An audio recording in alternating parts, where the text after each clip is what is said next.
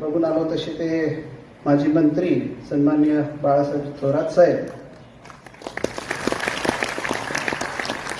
खासदार सन्माननीय शोभाताई बच्चाव, या प्रतिष्ठानचे सर्व तसेच संस्थापक सन्माननीय डॉक्टर सुधीर भाऊजी तांबे, माझे मित्र आणि माझे विधिमंडळातील सहकारी सन्माननीय सत्यजितजी तांबे विधान परिषद सदस्य, तसेच मंचावर उपस्थित सन्माननीय मनोजजी कायंदे विधानसभा सदस्य, डॉक्टर हरिहर कोसडीकरजी, संतोषजी चव्हाण, मंचावर उपस्थित सन्माननीय विलासजी शिंदे, सन्माननीय आव्हाडसाहेब, सन्माननीय केशवअण्णा पाटील, सन्माननीय त्याच्या हाताला काम नाही हे सुद्धा मुख्य दुःख हे लक्षात घेतलं. अनेक गोष्टी आहेत अशा. कर्जमाफी वेळेला शेतकऱ्याला मदत केलीच पाहिजे. तुम्ही सगळ्या जगामध्ये केली जाते. शेतकरी कधीच नफ्यात राहील नाही. त्यामुळे कर्जमाफी केली पाहिजे या मताचा मी सुद्धा आहे. योग्य वेळी केलंच पाहिजे आणि ती दिलीच पाहिजे. जाहीर करायचं आणि द्यायचं नाही असं करू नये हे मी मागतो. आता एकदम इंद्रनील माझा लाडका आमदार होता. खरं सांगतो म्हणजे आवाजावर घालून बोललं पाहिजे. आता मंत्री आहे त्यांचा विचार त्याला इथं हे करीत नाही. परंतु काय होतं कशा आशेला लावायचं बरोबर नाही. म्हणजे त्याच्यातून परत बँका अडचणीत आल्या जातात. म्हणजे सगळी अर्थव्यवस्था पुन्हा सगळ्या अडचणी गोत्यात जात असते. तुम्ही इकडे तिकडे खर्च तर मोठाले तुमचे दिसतात. मग शेतकऱ्याकरता तुमची काय अडचण येते.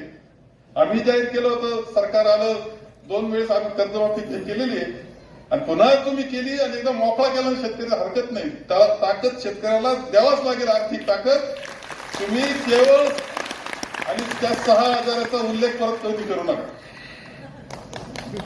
6,000चा उल्लेख बिलकुल ऐकला नाही. काय आता काय माणसं बोलतात आणि कसं बोलतात आणि परत पोरं शेतकऱ्याचीच बोलणार आहे. ही काळजी घेणं आवश्यक असं माझं मत आहे. आता मी काही असलं तरी विरोधी पक्षाचा आहे तरी जपून बोलून राहिलो. पण खरं बोलतो मी. खरं बोलतो कारण ते बोललंच पाहिजे. जबाबदारी विरोधी पक्षाची सुद्धा जबाबदारी असते की त्याने कायम सरकारला टोकलं पाहिजे. आणि असं नाही, इंद्रनील तुम्हाला माहिती असेल की जरी सत्ताधारी आमदार असले तरी सभागृहामध्ये पद्धत आहे. पद्धत अशी आहे की पहिलं पाठिंबा द्यायचं सरकारला, लगेच जे पाहिजे ते ठोकून काढायचं सरकारला. ही पद्धत आहे का नाही. आता सध्या बोलतीच नाही कोणी. सगळे गोड गोड कार्यक्रम चाललाय. अशी पद्धत आहे. पहिलं म्हणायचं पाठिंबा, आमचा पाठिंबा आहे, तुमच्या अंदाजपत्रकाला पाठिंबा आहे, बजेटला पाठिंबा, सगळं पाठिंबा. पण हे काय याचं उत्तर द्या. मंत्र्यावर धारेवर धरायचा अधिकार प्रत्येक सदस्याला असतो आणि ते धरलंच पाहिजे आणि काम करून घेतलंच पाहिजे. हा अधिकार सभागृहामध्ये आमदारांचा असतो. तो त्यांनी पाळलाच पाहिजे, कोणत्या पक्षाचा तो असो. सगळं थोडंसं ह्या सगळ्या याच्यातून ही वाटचाल आपल्याला करायचंय. कठीण काळातून आपण जातोय हे खरं आहे. यावर्षी पाऊस, आता काय पाऊस आला म्हणावा मला समजलं नाही. सगळे म्हणत होते एक महिना लेट होत चालला पाऊस. आता त्यांनी 1 महिना परत पाठीमागे सरकला. 1 महिन्यापासून पाऊस. 3 महिने झाले नाशिक जिल्ह्यामध्ये ऊन पाहिलं नाही.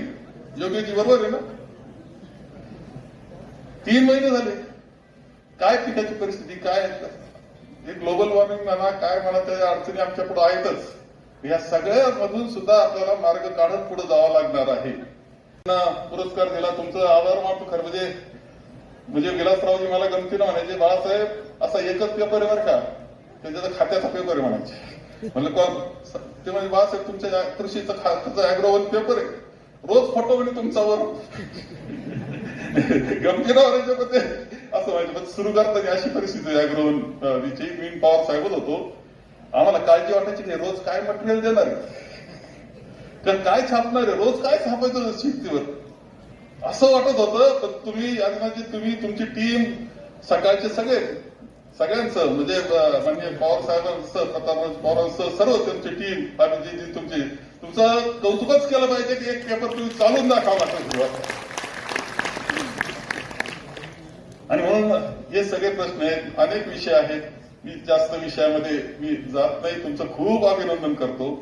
जय हिंद लोक चळवळीचं अभिनंदन करतो का निर्णायक क्षेत्रामध्ये काम करणाऱ्या तरुणांना संधी देण्याचा प्रयत्न करतो. याच्यात मी पाहिलं की खरं म्हणजे प्रत्येकाचं एक पुस्तक करावं